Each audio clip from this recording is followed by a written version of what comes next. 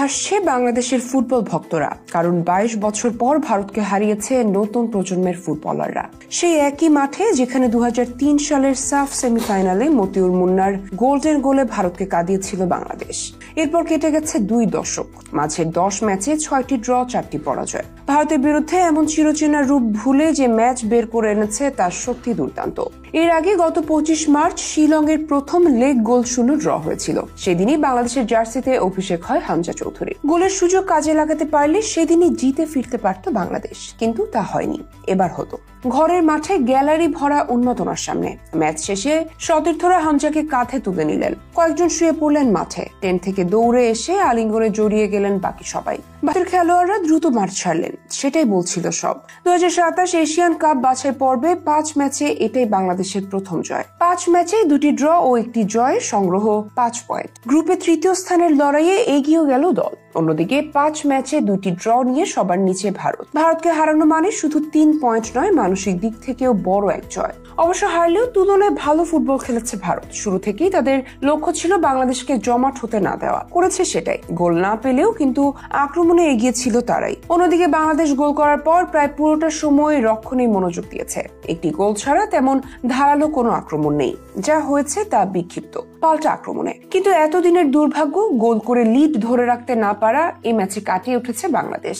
প্রায় 80 minute lead ধরে রাখা গোলটাই এনে দিয়েছে রাতের হাসি। 11 মিনিটে পাল্টা আক্রমণে পাওয়া গোলটি সত্যি বাধাই করে রাখার মতো। বাঁ দিক দিয়ে দৌড়ে উঠে রাকিব পাস দিলেন, আর তাতেই ভারতের সর্বনাশ। গোলরক্ষক গুরপ্রীত সিং সান্ধু পোস্ট ছেড়ে বের হলেও দ্বিধায় ছিলেন। সেই সুযোগে ডান পায়ের নিখুঁত প্লেসিং এর জালে বল পাঠিয়ে দিলেন শেখ মোরসালিন। রাকিবের ক্যারিয়ারের সম্ভবত সেরা পাস এটি। 27 মিনিটে চোট পেয়ে মাঠ ছাড়লেন সেন্ট্রাল ডিফেন্ডার তারিক কাজী। তার জায়গায় আসেন শাকিল আহাদ। তপুর শাকিল, তাদের পাশে আরেকজন ছিলেন হামজা চৌধুরী। 31 মিনিটে নিশ্চিত এক গোল থেকে দলকে বাঁচালেন তিনি। বাংলাদেশের রক্ষণের ভুলে বল জমা পড়েছিল প্রতিপক্ষ লালিয়ান জুয়ালার কাছে। বক্সের ওপর থেকে মুম্বাই সিটির উইঙ্গার বলটা তুলে দেন ফাঁকা পোস্টে। সে সময় গোল পোস্টে ছিলেন না আর গোলরক্ষক মিতুল। এমন অবস্থায় হঠাৎ কোথা থেকে এসে হেডে বল ক্লিয়ার করেন হামজা। প্রেস বক্সে তখন রসিকতা। হামজা আর কি করবে? গোল পোস্টের নিচে দাঁড়ানোটাই বাকি। সেই হামজাই 44 মিনিটে বক্সের বাইরে থেকে বাঁ পায়ে দুর্দান্ত ভলি নিলেন। বল অল্পের জন্য পোস্ট ছুঁয়ে বাইরে গেল। স্টেডিয়ামে তখনও নিস্তব্ধতা।